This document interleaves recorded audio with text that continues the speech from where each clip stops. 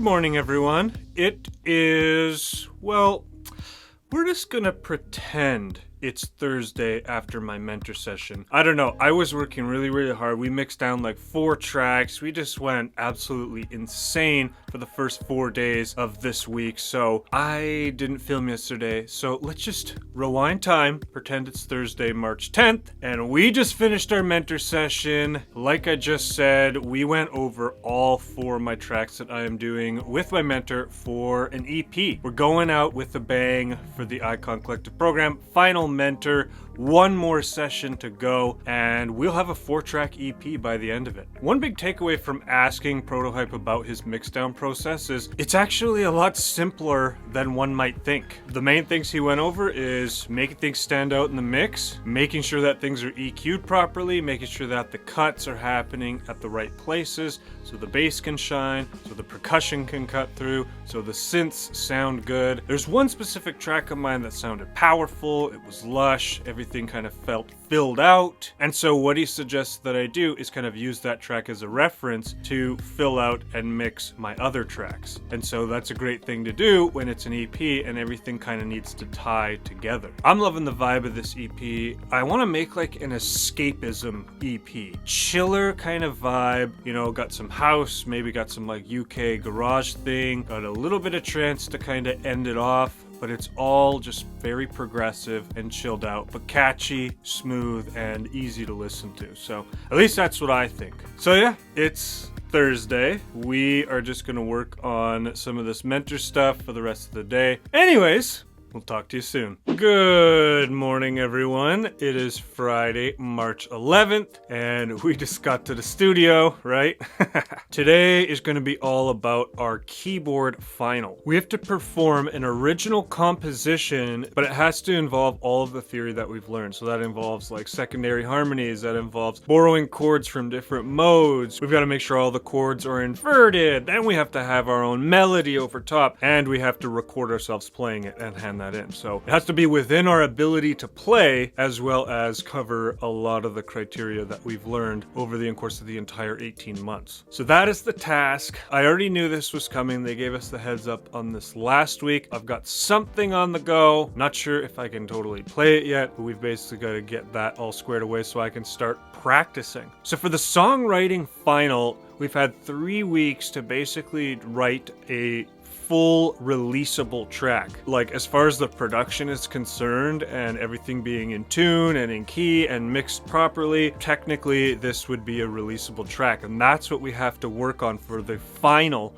for songwriting. And so for version 2 of 3, we got that assignment back and we got 90% on it. So we are looking really good heading into the final week of this program. You know what? We've been blabbing on a little too long. We're gonna get to work. Well, hello there, and welcome back to the Friday Fireside Chat.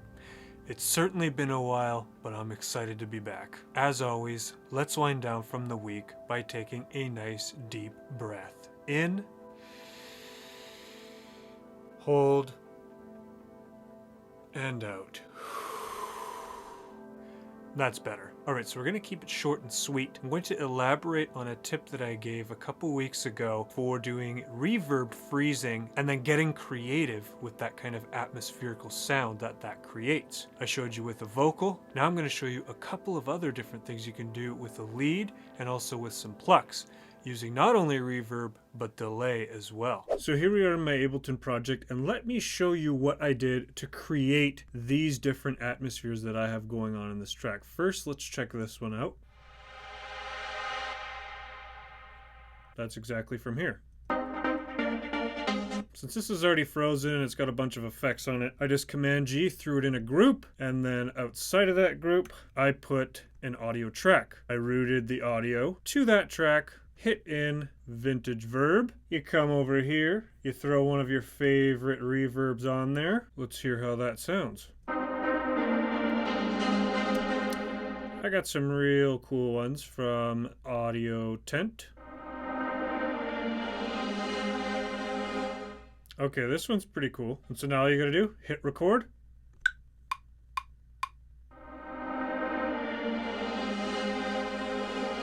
Turn off the reverb, go to this channel, take off the routing. Now let's listen. can probably reverse that. It's got a little tail here, so let's bring it in slightly.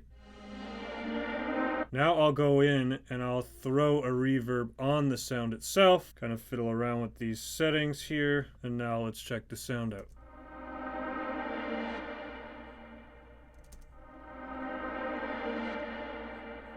Now let's check it out with the lead. You can also have this as a custom lead-in.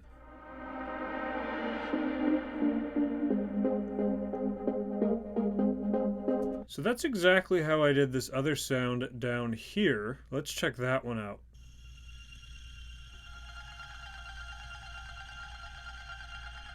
So where did that sound come from? Well, resampling this riff that I did. Did the same thing, threw that into a group, used a delay this time, found one that I liked, reversed it, and then this is the sound that came through. So it's up to you what kind of effects you want to use. I'm using this FabFilter Timeless to just give it some more pizzazz. So now let me show you in the context of the track overall.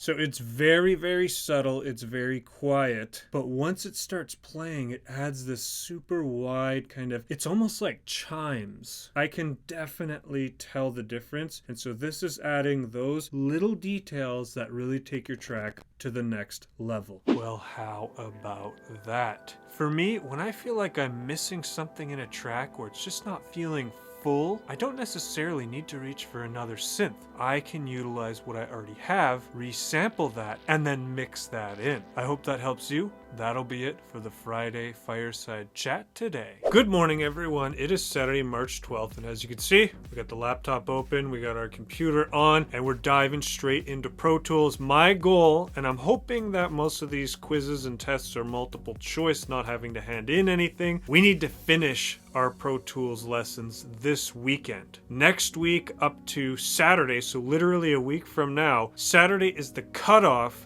for all assignments for this entire quarter, and we need to finish everything. So in a way, we kind of luck out that most of the finals we've been doing over a couple weeks. That'll leave us a lot of time to make sure that we finish this Intro to Pro Tools course. But yeah, it's Saturday. We're not skipping out on sound design. We're gonna do this all morning, and then this afternoon, we'll create a few sounds. I'm kind of feeling maybe acid sounds today, but we'll see. Let's get to work. Hello there, and welcome back to Sound Design Saturday. As far as the Icon Collective online program goes, this is the second to last Sound Design Saturday. Today we did a lot of acid. Sounds, that is. Yeah, went in on Serum. We've been using Serum because the advanced course down in LA is all based around this beautiful synthesizer. Let's just get into it. Meet me over by the computer. 5 acid sounds, as usual. Let's do this rapid fire style.